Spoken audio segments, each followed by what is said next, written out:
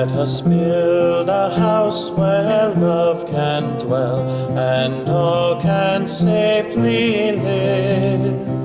A place where saints and children tell how hearts learn to forgive. Built of hopes and dreams and visions, rock of faith and vault of grace. Here the love of Christ shall end divisions. All are welcome, all are welcome, all are welcome in this place. A reading from the Holy Gospel according to Matthew. Jesus began to show his disciples that he must go to Jerusalem and suffer greatly from the elders, the chief priests, and the scribes, and be killed, and on the third day be raised. Then Peter took Jesus aside and began to rebuke him. God forbid, Lord, no such thing shall ever happen to you. He turned and said to Peter, Get behind me, Satan. You are an obstacle to me. You are thinking not as God does, but as human beings do. Then Jesus said to his disciples, Whoever wishes to come after me must deny himself, take up his cross, and follow me. For whoever wishes to save his life will lose it. But whoever loses his life for my sake will find it. What profit would there be for one to gain the whole world and forfeit his life? Or what can one give in exchange for his life?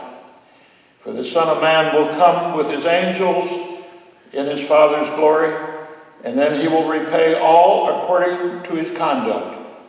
The Gospel of the Lord.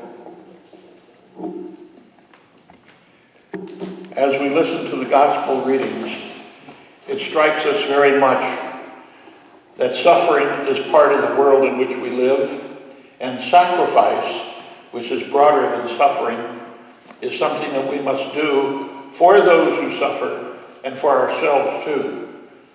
So the Gospel reading really directs itself in some ways to all of us, more or less for our own personal conduct, but also in the way in which we love others and therefore sacrifice and do things for them.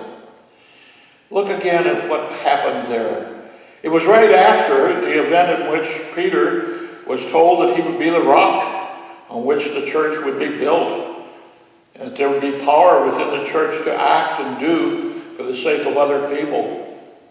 And then suddenly it turned when Peter was trying to rebuke Jesus and saying, Don't talk about going up there to Jerusalem. You'll just get into trouble.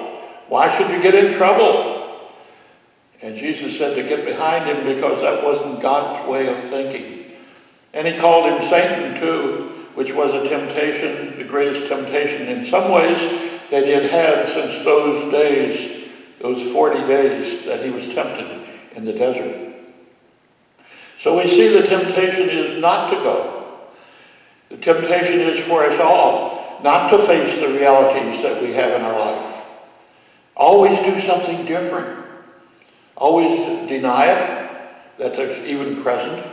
Or if we can't deny it because it's so real, at least say that we're going to back off and postpone, or that we will blame it on someone else, or that we will take only part credit for what has to be done, or that we will just move ourselves away in some way and not try to face what comes before us. It's only natural for us as people to not want to face reality for what it is, because we like to think of ourselves as doing our thing and others doing theirs, and that there's really not a connection between the two, but there really is. It's a social world in which we live, in which what we do in giving sacrifice, that is, making something holy, what we do is in many ways being done for and with others. No one understood this better than Thomas More, who was really equivalent to the Prime Minister of Henry VIII, and was really the highest job that could be done, and the esteem was so immense for that position. But it was against his conscience to do what Henry VIII wanted him to, as being calling himself the head of the church. Thomas would not accept that. And even though it went against everything he held, and his employment, and the security of his family, and everything else, he denied what the king was asking him to do. And therefore, because of the way it was at that time, he was sentenced to death. He defended himself in a great way, but at the same time, he was willing to sacrifice because something had to be done. And he was really willing and able to accept reality for what it is. And that's really what each and all of us should really do in our lives. Accept reality, even when it comes at a time that's very hard. In the past week, before this was written, my cousin, who I was always very close to, I called him to see how he was. And that week before, he had a treatment for his one eye that was still good, the other was gone. And with his glaucoma, he woke up 2 days later after the treatment, and everything was blank. Not darkness nor light, just blank. He was totally blind. And what can you say in those kind of cases? It really strikes us how we hunt and search for words when something happens to someone that we love and like very much and hate to see what is happening to them. And so I was asking him if he would think about just offering it up, because in many ways it's powerful to be suffering in a manner in which he was for the first time blind, and therefore he was expecting a wife who also had her problems to help take care of him in a very special way that he had never had before. And he was willing to offer his sufferings up, both because of the need to prepare and consider it as part of purgatory and shortening that period after life, but also for a deeper reason that he knows that others were in need, and the power of what he was suffering could be applied to them. The power of suffering, something that we never think about because we try to alleviate it, remove it, and try as best we can. But suffering is there in an imperfect world in which we live. And as we see it, in which many people come into the face of dangers, whether it's the pandemic or it's the hurricanes that come, the weather conditions that they can't really retreat from, people have their difficulties. We have to face the fact they do. We are not the only ones that have troubles. Others have troubles just like we do, if not greater ones. As we begin to see that we are part of a community, a social life that involves other people as well as ourselves, as we see this in a greater and greater degree, then we see the need for doing something for others.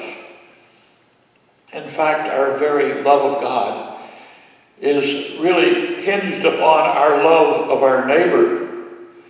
And the love of our neighbor comes when those of us who are close suffer something, and we are willing and able to see it and to try to do something about it. That puts us into a duty, a responsibility to face the needs that are there before us and to try to answer them in some fashion. Really, it makes our own life a lot better in many ways. One thing is we see more worth in what we're doing and living for.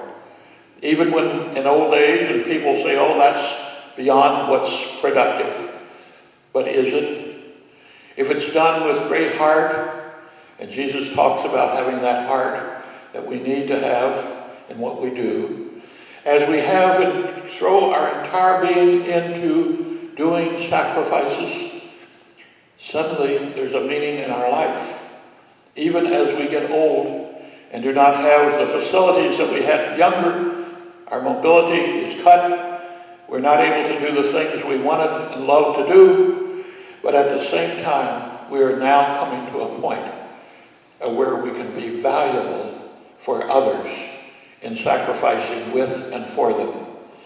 To be compassionate means to suffer with. Compassion means that we suffer with others in what they are. We note that in some people. They have a better ability to see when someone is suffering than others who sort of eliminate it or move on to something else or simply do not want to think about it. We have to enter into the sufferings of all. That entering in is what Jesus is telling Peter he's got to do. He never did really become compassionate in the whole of Christ's suffering and death. In fact, he ran from it in a great degree away. St. John did not do that. He stayed with Christ on the way to Calvary, and he stood underneath with his mother, with Christ's mother. But at the same time, Peter did not. And he denied Christ 3 times there right at the time when it was very critical that he could have been a compassionate joiner with him in something that had to be done. Our life is a thing that has to occur. Our journey is before us. Some of it is, can be expected. Others we don't expect. The journey of our life is one that includes suffering, and it is one that includes us dying, because all will be called to do it. But it can be done with quality, with taking part, with having a heart that is present to be thankful to God for all that has been given, to prepare for the end, and to do it with sincerity and with the help of others, and we in turn help them through our suffering. Amen.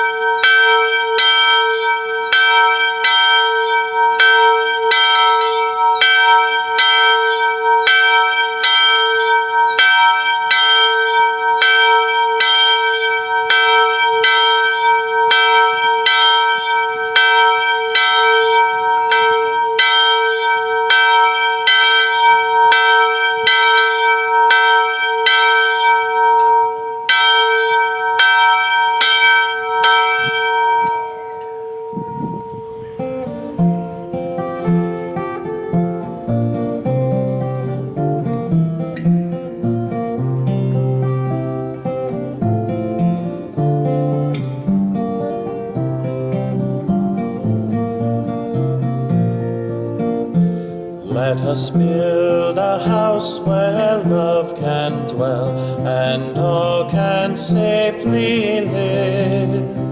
A place where saints and children tell how hearts learn to forgive. Built of hopes and dreams and visions,